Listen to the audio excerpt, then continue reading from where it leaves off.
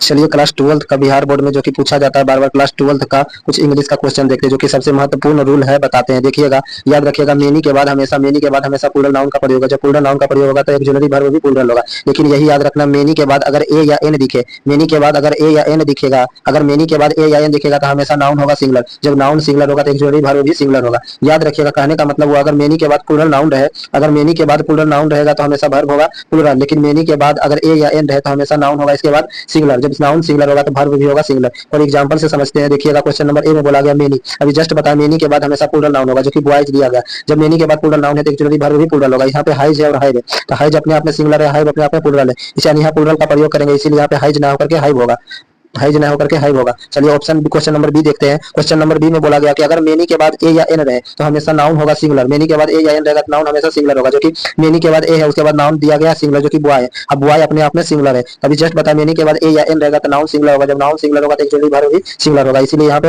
Hive अपने आप में प्लूरल है, हाइव अपने आप में प्लूरल है, लेकिन हाइज अपने आप में सिंगुलर है, इसलिए यहाँ पे हाइव हाइव होगा ना कि हाइज। यानी कि कहने का मतलब हुआ कि यहाँ पे प्लूरल ना होकर के सिंगुलर होगा, जो कि सिंगुलर ऑप्शन एक ही है, हाइज।